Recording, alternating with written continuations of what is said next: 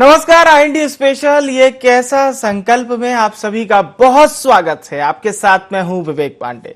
तो संकल्प किसने लिया है और संकल्प पर सवाल क्यों खड़े हुए हैं, इस पर हम चर्चा करेंगे। सबसे पहले तो आपको संकल्प बता देते हैं। संकल्प भारतीय जनता पार्टी के नेता और मध्य प्रदेश के ऊर्जा मंत्री प्रद्युम्न सिंह तोमर ने लिया था। ये संकल्प था दरअसल ग्वालियर में एक सड़क जो कि बन नहीं पाई थी और उस सड़क पे बहुत सारे गड्ढे हैं। इसको देखकर मंत्री जी ने एक संकल्प लिया। संकल्प कुछ यूं था कि जब तक ये सड़क नहीं बनेगी तब तक वे जूता नहीं पहनेंगे, चप्पल नहीं पहनेंगे, यानी कि नंगे पांव ही चलेंगे, नंगे पांव ही रहेंगे। लेकिन अब इस पर जोरदार सियासत शुरू हो गई है। एक और मंत्री जी का बयान था, उसके बाद हुआ यूं कि उनकी एक तस्वीर सोशल मीडिया पर जमकर वायरल हुई। कांग्रेस के भी कई नेताओं ने इस फोटो को सोशल मीडिया पर शेयर किया और उनसे सवाल पूछा कि आपका किस तरह का संकल्प है जो इस तरह से पूरा हो रहा है। हालांकि इस पर अलग अलग बयान भी सामने आए, भारतीय जनता पार्टी की ओर से भी बयान सामने आए। लेकिन हमारा सवाल यही है कि संकल्प किस बात का था, ये क्या मंत्री जी नहीं जानते थे? और जिस तरह से कांग्रेस के नेता लगातार इस तस्वीर को फॉरवर्ड कर रहे हैं, शेयर कर रहे हैं, पहले आपको हम प्रतिक्रिया सुनवा देते हैं, फिर इस पर हम चर्चा को शुरू करेंगे।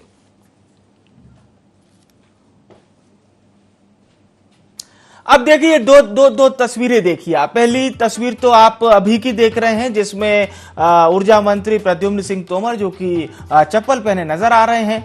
और ये जो आप दूसरी तस्वीर देख रहे हैं, दरअसल यही पुरानी तस्वीर है जिस पर हम चर्चा कर रहे थे कि पहले उन्होंने जूते चप्पल ना पहनने की बात कही थी कि जब तक इस सड़क का निर्माण नहीं होगा तब तक वे जूते चप्पल नहीं पहनेंगे। तो ये दो तस्वीरों के माध्यम से आप इसे समझ सकते हैं। बहरहाल और हम भी यही जानने की कोशिश करेंगे कि ये किस तरह का संकल्प है जिसमें अब जो कि ये तस्वीर भी बहुत तेजी के साथ वायरल हो रही है और सोशल मीडिया पर भी लोग इसे अलग अलग प्रतिक्रिया इस तस्वीर पर देते हुए नजर आ रहे हैं। वो चाहे सियासत से जुड़े हुए लोग हों या फिर अन्य लोगों ने भी इस पर चर्चा की है। हमारे साथ खास मेहमान भी जुड़ चुके हैं। कांग्रेस पार्टी के प्रदेश प्रवक्ता योगेश यादव जी हमारे साथ जुड़ चुके हैं और हमारे साथ मध्य प्रदेश के वरिष्ठ पत्रकार देवदत्त दुबे जी भी जुड़ चुके हैं। मैं योगेश यादव जी से ही चर्चा की शुरुआत करना चाहूंगा। योगेश यादव जी, सीधी सी बात है, प्रद्युम्न सिंह तोमर, हालांकि ये सबको पता है, सर्वविदित है कि ये पहले आप ही की पार्टी के एक अभिन्न अंग हुआ करते थे और अब चूंकि ये भारतीय जनता पार्टी में है लेकिन अपने बयानों को लेकर हमेशा चर्चा में रहते हैं। और अभी इनका जो संकल्प था वो इस बात को लेकर था कि जब तक सड़क निर्माण नहीं होगा तब तक वे जूता नहीं पहनेंगे, चप्पल नहीं पहनेंगे। लेकिन ये संकल्प फिलहाल टूटता हुआ नजर आ रहा है। देखिए, पहली बात तो मैं ये स्पष्ट कर दूं कि कहीं ना कहीं से प्रद्युम्न सिंह तोमर जी की आत्मा वो अभी भी कांग्रेस की आत्मा है कि कांग्रेस का चरित्र है कि आंदोलन करना और प्रदर्शन करना, और निश्चित ही वो भारतीय जनता पार्टी के प्रशासन में और भारतीय जनता पार्टी की सत्ता में अपने आप को दम घोटू महसूस कर रहे हैं। इसलिए वो बाकायदा सड़क पर आ जाते हैं और सड़क पर आकर वो अपना प्रदर्शन करते हैं। मेरी तो यही निवेदन है उनसे कि यदि वो अपने आप में बेचैनी महसूस कर रहे हैं क्योंकि चूंकि वो कांग्रेस से ही रिलेटेड रहे हैं और कांग्रेस की ही उनमें आत्मा है, तो भारतीय जनता पार्टी का त्याग कर देना चाहिए। भारतीय जनता पार्टी के जब मुख्यमंत्री जी उनकी नहीं सुन रहे हैं या भारतीय जनता पार्टी का प्रशासन नहीं सुन रहा है और एक मंत्री को बिना चप्पल के सड़क पर उतरना पड़ रहा है, तो आप जान लीजिए कि मध्य प्रदेश में किस तरीके के हालात हैं। और चूंकि मंत्री जी हैं तो ये चर्चा में भी आ गई कि सड़क खराब है, पूरे मध्य प्रदेश की सड़क खराब है, निकलना मुश्किल हो जाता है साहब। और अब हमारे जो शिवराज सिंह जी हैं वो घोषणा पर घोषणा करते हैं, लेकिन अब ये हालत इतने बदतर होते जा रहे हैं मध्य प्रदेश के कि एक मंत्री को, और वो भी भारतीय जनता पार्टी के ऊर्जा मंत्री को आना पड़ रहा है। तो ये कहीं ना कहीं से इस मानसिकता का परिचय है कि भारतीय जनता पार्टी में मध्य प्रदेश के जो कांग्रेस से आयातित गए हुए नेता हैं वो अपने आप को दम घोटू स्थिति में महसूस कर रहे हैं। और ये स्वाभाविक भी था क्योंकि भारतीय जनता पार्टी में काम आम तो कुछ होता नहीं, कभी धर्म की बातें, कभी अलगाव की बातें, कभी भजन भंडारे की बातें, तो वहां कोई काम करने लायक स्थितियां तो है नहीं। तो मैं समझता हूं ये जो कांग्रेस के 25 विधायक हैं, ये सभी की यही स्थिति है जो प्रद्युम्न सिंह तोमर जी की है। चलिए, हमारे साथ देवदत्त जी भी जुड़ चुके हैं। देवदत्त जी, मेरा सीधा सवाल यही है, हालांकि कई दफा सर जब आपसे संवाद होता है तो वो पिछली दफा तो बयानों को लेकर हो रहा था, लेकिन इस बार संकल्प को लेकर हो रहा है। अब कांग्रेस पार्टी का ये कहना है, हालांकि ये अलग अलग बयान है, मैं केवल एक बात नहीं कहूंगा कि इस पर, जैसे मैंने एक ट्वीट पढ़ा था नरेंद्र सलूजा जी, उनका ट्वीट था कि ये कैसा संकल्प है, और जब मंत्री जी ने संकल्प लिया था तो कहीं ना कहीं सरकार को भी इसे पूरा करना चाहिए, हालांकि उनकी ओर से दिया हुआ संकल्प उनका ट्वीट था। और जो बात योगेश यादव जी कह रहे हैं वो ये है कि उनका दम घुट रहा है भारतीय जनता पार्टी में। आपको भी ऐसा लगता है क्या, दम घुट रहा है प्रद्युम्न सिंह तोमर का? देखिए, प्रद्युम्न सिंह तोमर लगातार चर्चाओं में बने रहने के लिए कभी नाली में उतरते हैं, कभी खंबे पे चढ़ते हैं और कभी चप्पल उतारने की घोषणा कर दे। वैसे तो संकल्प में कोई विकल्प नहीं होता जी, लेकिन वो चप्पल पहनने का विकल्प घर के अंदर रेस्ट हाउस में दिखा रहे हैं और बाहर नंगे पैर चल रहे हैं। यदि वाकई में ये वाला संकल्प लेंगे तो उनको तो कई वर्षों तक ऐसा रहना पड़े, क्योंकि सड़कें तो ऐसी है, आज बनी कल उखड़ी, और कहाँ की सड़क, आप ये भी सीमा तय नहीं की है कि आप किधर की सड़कें कर रहे हैं। आप चूंकि नगर निगम ग्वालियर में कांग्रेस का मेयर जीता है, तो उस नगरीय इलाके की कह रहे हैं, अपनी केवल विधानसभा क्षेत्र की या पूरे प्रदेश की कहाँ की आप बात कर रहे हैं। ये सब भी उनका इरादा खैर अपनी विधानसभा क्षेत्र में होगा और कांग्रेस के मेयर नगर निगम को एक तरह से टारगेट पे लेने का होगा। लेकिन जब भी कोई ऐसा संकल्प लेते हैं तो सोचना चाहिए कि पहले यही मुद्दा था सड़क, बिजली, पानी, जब कांग्रेस 2003 में कांग्रेस की सरकार के बाद भाजपा की आई थी जी। तो कुछ ऐसे मुद्दे हैं जो शाश्वत है, वो उनको कभी ना कभी कोई ना कोई परेशानी आएगी। बिजली भी कभी ना कभी जाती है, पानी की समस्या खासकर गर्मियों में रहती है और सड़कें भी उखड़ती हैं। तो इस तरह की पब्लिसिटी के लिए तो स्टंट अच्छे हैं जी, लेकिन इस पे बुनियादी काम होना चाहिए। आप विधायक हैं, उसके लिए संघर्ष करें विधायक निधि से, या जहां महापौर है, सरकार है आपकी, महापौर से ही बात कर सकते, और सरकार में भी आपके विभाग है, उसके अंतर्गत आप राशि दिलाकर उसमें काम कर सकते हैं। लेकिन जो एक चलन चला है सस्ती लोकप्रियता हासिल करने का, उसी का एक ये नमूना है कि वो वैसे तो चप्पल जूते छोड़े हुए हैं, लेकिन रेस्ट हाउस या सर्किट हाउस में जब बैठे हैं वो अपने मित्रों के साथ, तब वो चप्पल पहने हुए हैं। कोई आपसे नहीं कहने गया था कि आप चप्पल उतार कर घूमिए, आपने स्वयं निर्णय लिया है, संकल्प लिया है, तो फिर संकल्प में विकल्प मत देखो। या तो संकल्प लेते समय इच्छा शक्ति का परीक्षण स्वयं कर लो कि हम ये कर पाएंगे कि नहीं कर पाएंगे। और आप जनप्रतिनिधि हो, आपको साधन संपन्न होना चाहिए, आपको सब कुछ आप पहनो खाओ, लेकिन आप जनता के लिए काम करो। इससे नहीं होगा, करने वाले से कराने वाला बड़ा होता है। आप नाली में उतर जाते हो, वही आप सफाई करवाते, आप खम्भे पे चढ़ जाते हो, वो आप कर्मचारियों से काम कराइए ना। इसी तरह आप चप्पल जूते खूब पहनिए और ऐसी सड़कों पे जाइए जहाँ बनी नहीं है, उनके लिए प्रयास करिए। अब ठंड का मौसम है, अब आपको दिक्कत होगी, ठंड फर्श ठंडा रहेगा तो फिर पता चलिए आप जनता के काम से नहीं जाएंगे क्योंकि आप जूता चप्पल नहीं पहन रहे। तो संकल्प भी ऐसे लेना चाहिए जिससे बिल्कुल बिल्कुल मतलब पूरा कर सकें। सामान्य बात यही समझें सर कि संकल्प ऐसा ही लें जिसे आप पूरी कर सके, और ना कि उन संकल्पों के बारे में हम लोगों को सवाल करना पड़े कि आखिर ये कैसा संकल्प है। गीत धीर जी हमारे साथ जुड़ चुके हैं, भारतीय जनता पार्टी के नेता हैं। गीत जी, हम चर्चा कर रहे हैं ऊर्जा मंत्री प्रद्युम्न सिंह तोमर के उस संकल्प की, जो एक तस्वीर वायरल हो रही है और लोग सवाल कर रहे हैं कि क्या मंत्री जी का संकल्प टूट गया। बहरहाल आप अपनी ओर से जवाब दे सकते हैं, यानी अपनी पार्टी की ओर से। विवेक जी, ये जो फोटो है ये वायरल जरूर हो रही है, परंतु इसकी कोई पुष्टि नहीं करता है, क्योंकि भारतीय जनता पार्टी में ऐसे कई बार हुआ है, क्योंकि हमारे नेता जब अच्छे कार्य करते हैं तो विपक्षी दल जो है, कई लोग भी उपहास उड़ाने के लिए भी कई बार फोटो को मॉक कर देते हैं। खैर, मैं इसकी पुष्टि नहीं कर सकता, जहां तक की बात है संकल्प की, तो संकल्प किसी राजनीतिक दृष्टिकोण को लेकर नहीं किया जाता, बल्कि जनता के हितों को ध्यान में रखते हुए लिया जाता है, जो कि माननीय मंत्री जी ने लिया था।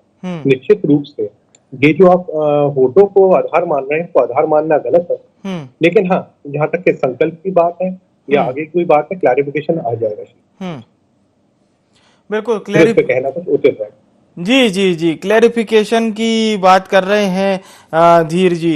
योगेश यादव जी, क्या वाकई में ये क्लैरिफिकेशन प्रिपेयर बात है, या फिर अब ये मान के चलें कि ये तो चलिए मंत्री जी की ओर से कहे हुए कथन है, लेकिन व्यावहारिकता में हर बातें उतनी महत्वपूर्ण नहीं होती, तो क्या दोनों चीजें थोड़ी सी विरोधाभासी तो हो रही है कहीं ना कहीं?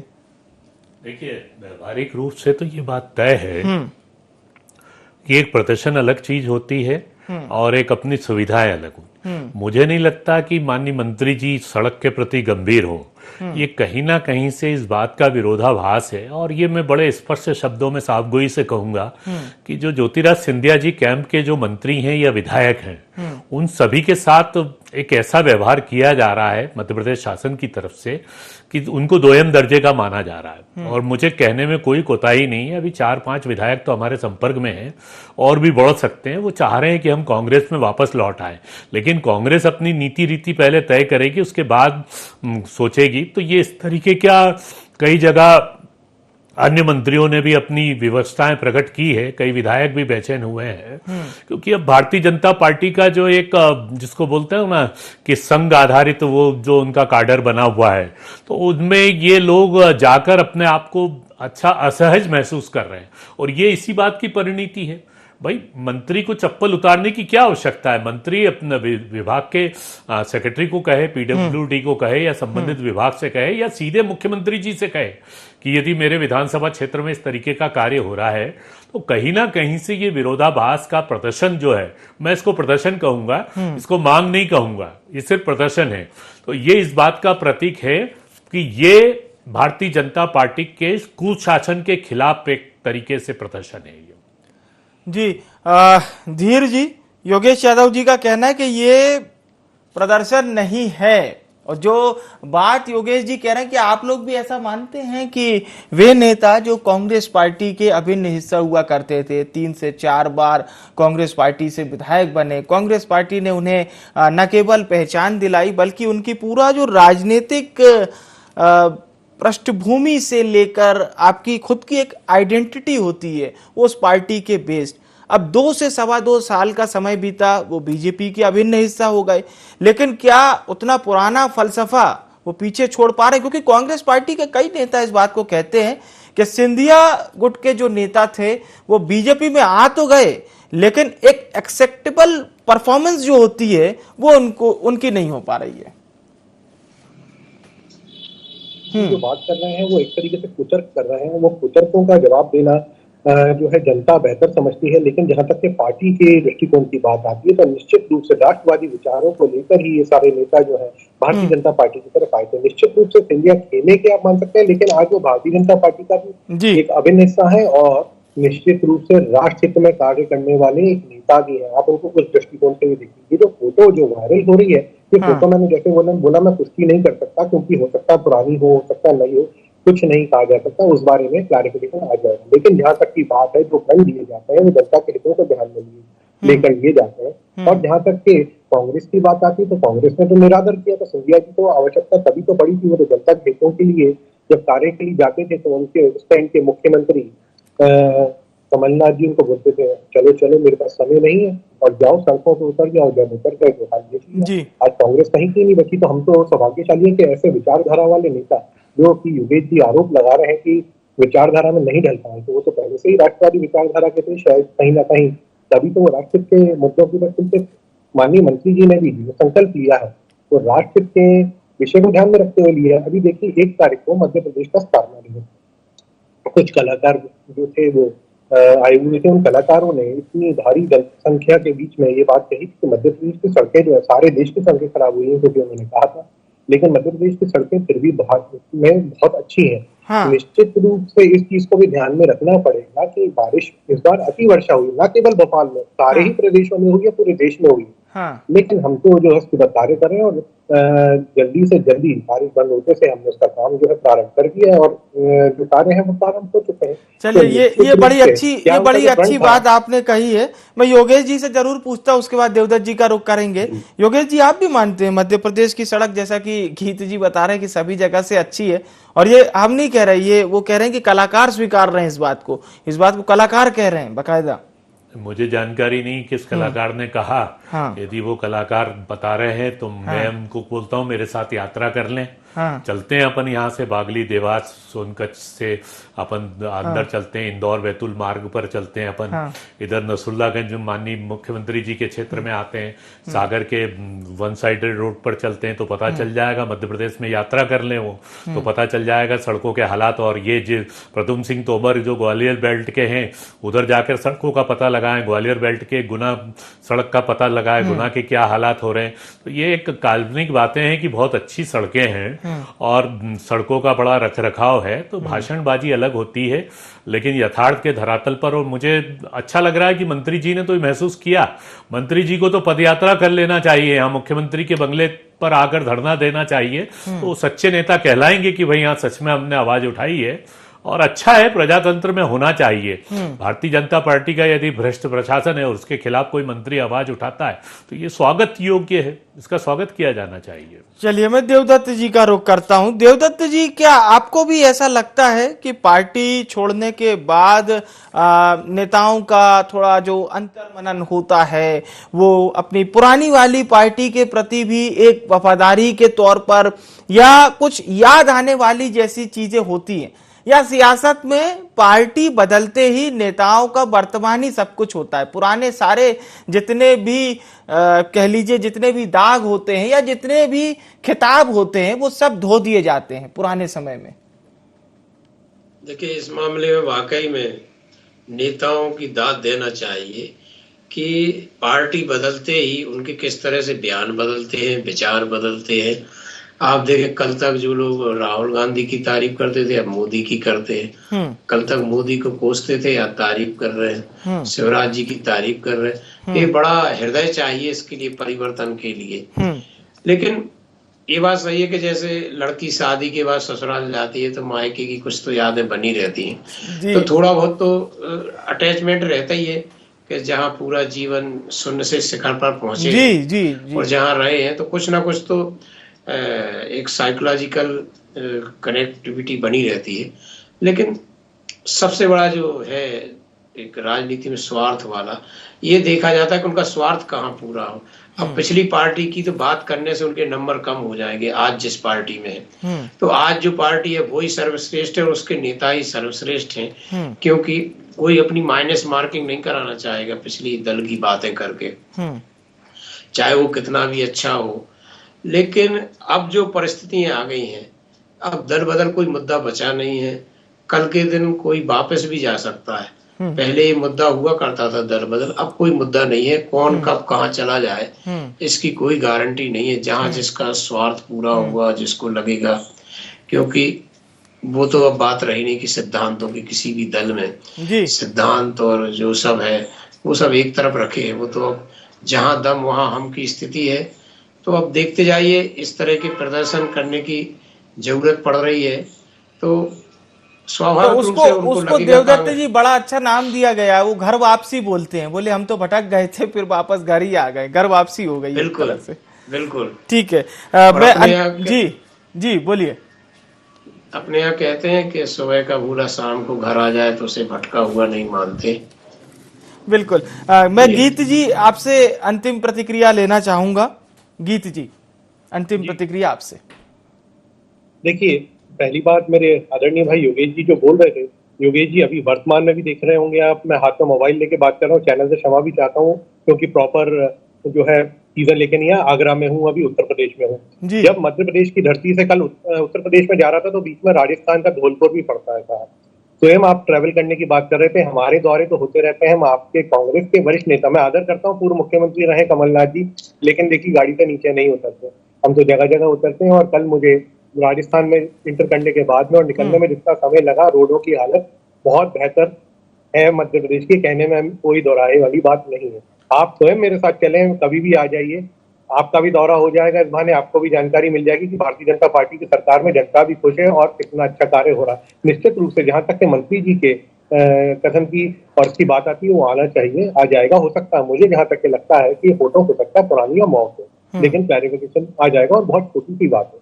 जब फंड लिया जाता है तो जनता के हित के लिए लिया जाता है और वही तो हम पूरा करते रहते हैं, उसमें कोई डराने वाली बात नहीं।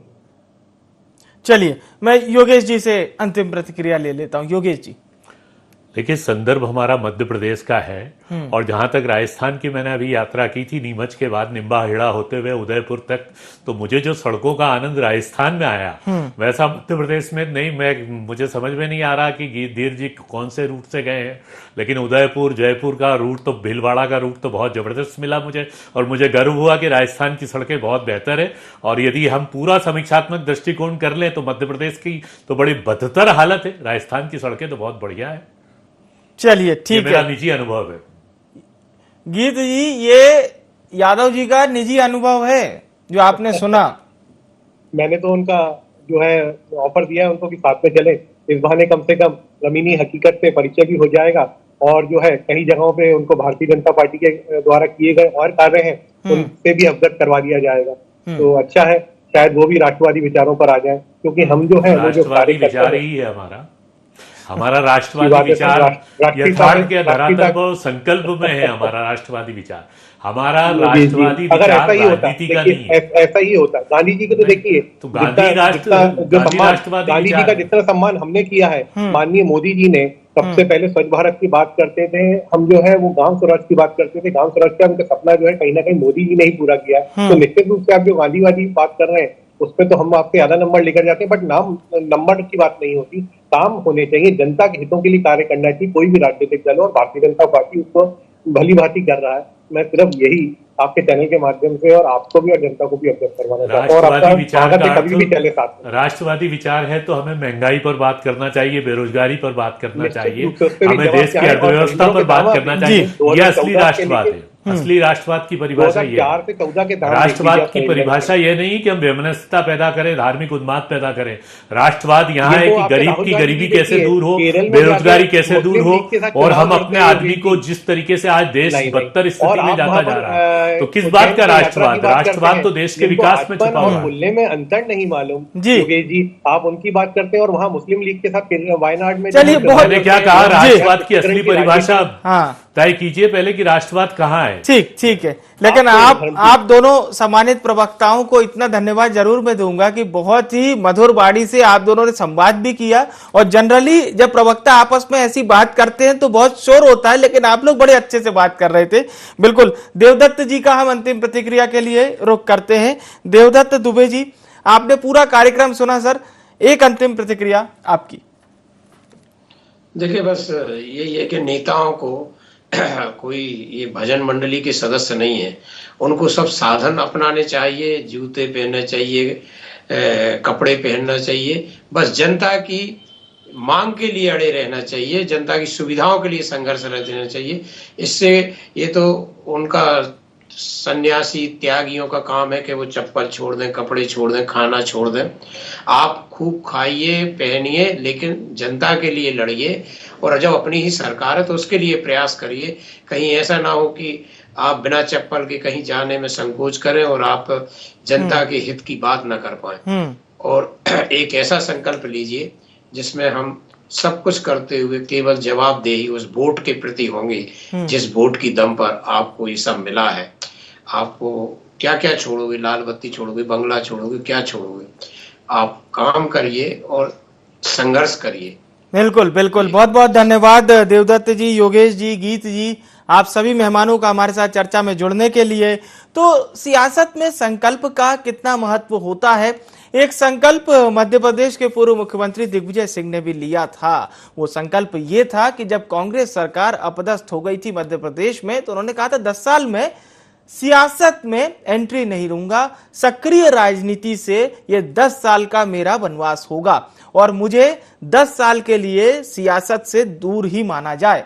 और ये संकल्प हमने देखा भी, दिग्विजय सिंह 10 साल बिल्कुल नदारद रहे, ऐसा नहीं है कि उनकी बाइट नहीं चली, उनके बयान लोगों ने नहीं सुने, लेकिन उनका यह कहना था कि मैं सक्रिय राजनीति से खुद को अलग कर रहा हूं। खैर, इस संकल्प पे हम चर्चा कर रहे थे। यह संकल्प केवल इसी बात को लेकर था कि प्रद्युम्न सिंह तोमर जो कि ऊर्जा मंत्री हैं, उन्होंने संकल्प लिया था कि जब तक ये सड़क बन नहीं जाएगी मैं चप्पल नहीं पहनूंगा, जूते नहीं पहनूंगा। लेकिन एक तस्वीर सोशल मीडिया पर जमकर वायरल हुई और लोग दावा कर रहे हैं कि यह तस्वीर अभी की है। तो मंत्री जी से भी पूछा जा रहा है कि यह आपका कैसा संकल्प है। IND स्पेशल में इतना ही। मुझे यानी विवेक को दीजिए इजाजत। नमस्कार।